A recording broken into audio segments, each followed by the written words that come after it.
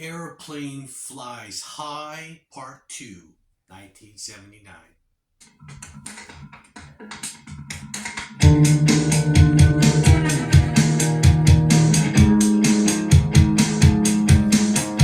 Welcome everyone to another video of Vinyl Addict. This is part 2 of the Aeroplane Flies High, the box set of the Smashing Pumpkins, Melancholy, and the Infinite Sadness singles.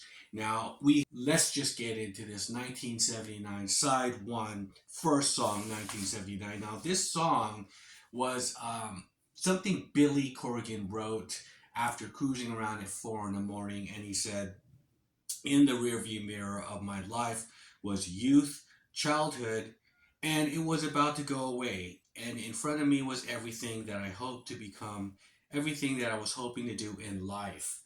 And the song is about reflection, and the video was really cool. I mean, even though it's kind of set in the 90s, and this song is called 1979, but his high school life would have been like 1984.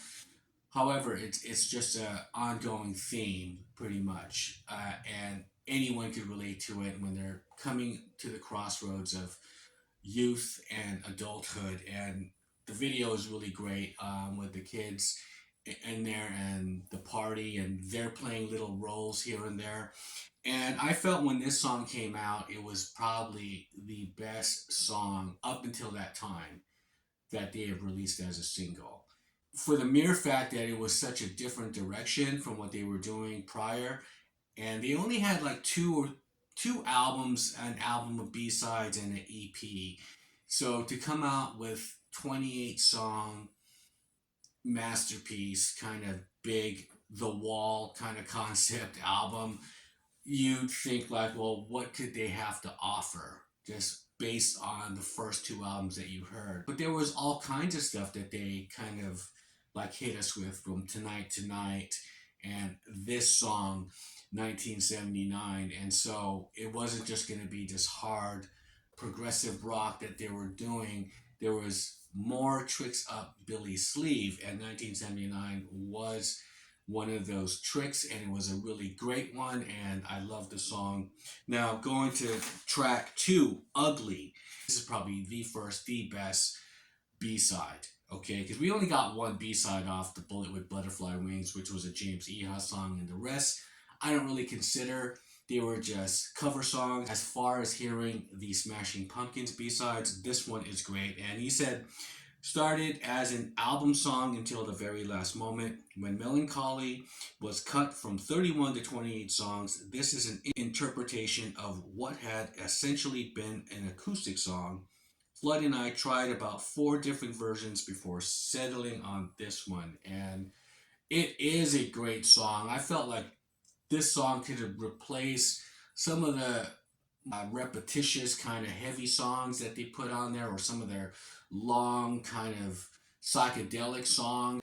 I thought fitted in with the concept of the album, as far as the main character just kind of self-reflecting on how ugly this person feels inside and everything. It was really a dark piece, but it was really cool, and it's unfortunate they didn't make it in there. So this was my first favorite B-side. Now, after that song, we have The Boy. Now, here again is James Iha, and this song sounds like The Cure. However, this one has kind of Cure type esque, kind of like Beatle-esque. This is Cure-esque, right? And he says this is a new wave song that has the power pop jazz master with a warped neck that looks cool but isn't really good to play. Flood liked the song, but it just didn't fit the album. The James Iha songs, I think what it lacks sometimes is the vocal approach to some of the songs. I think he writes, really cool songs and really cool melodies. Now, going on to side 2 is Cherry. Of all the B-sides, this song is probably my biggest regret. I never spent as much time on it as it probably deserved. With this version showing very little improvement from the demo, this one probably should have made the album. I love its feeling and atmosphere, Billy Corgan. Now, I do love this song too. It is another song that has like these little weird kind of electronic treatments on it and everything. And I really love the bass playing on this song. And it's just a mid tempo, really kind of groovy thing. Yeah, it's another song that I felt like could have been on the album. It was a unique song, you know, like 1979, like Love from Melancholy. It has its own personality. That's what was really cool about it. So the song following that, Believe. Now, this was another song recorded the day after the music for the album was done. It's supposed to be uplifting, but it had this undercurrent of longing, depression, sadness, etc. James Iha. Now, this song sounds like a very subtle kind of Tonight Tonight. And it's weird because it really sounds like a Billy Corgan song. And I felt that if he would have had Billy sing this song, it would have been great. At first, he has this kind of Billy Corgan voice, and then you go, okay, it is James, you know. But there was just some parts of this song, like I said earlier, about his vocal approach and his attack, that it could have really been more effective the way Billy attacks a song if he just kind of just went a little bit more, you know, with some punch on his vocal attack on certain lines, it just would have worked a lot better. And so, yeah, I believe it is a good song, but at the same time, I think it lacked. But it's way better than the first James Eha song, The Boy. Now, last and certainly not least is Set the Ray to Jerry. Now, this is another remnant of a distant Siamese dream past. Set the Ray to Jerry was first written somewhere during the Gish tour. It's always been a band favorite.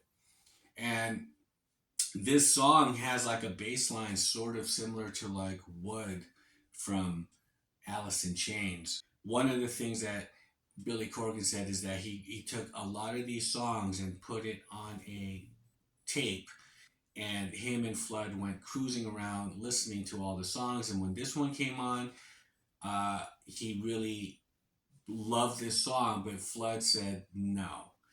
It just doesn't fit. It just doesn't, and it does have that kind of Gish feel. It's gishy. So I guess what Flood was doing was trying to, you know, take the band somewhere else, and some of the older kind of sounds and styles, he just kind of want to just bury those away and give you something new, and it works better that way.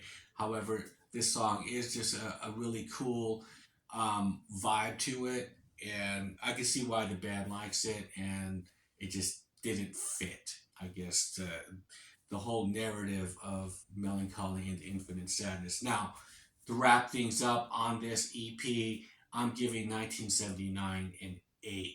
There's some great songs on here, not only just 1979, but Cherry and Ugly are great songs. And Set the Ray to Jerry is okay. And like I said, Believe is a great song by James Eha. I just felt like the vocal, he should have just, yeah, let Billy take care of that one. Now, coming back for part three is Zero, and all the songs that were on that single. That is a pretty heavy one coming up. So this one didn't have any heavy songs, like heavy distorted songs. Interesting. So leave me a comment below. What are your thoughts on 1979? The B-sides on this collection was really good. And with that, I'll shut up and I'll see you guys on the next one. Bye. I'm just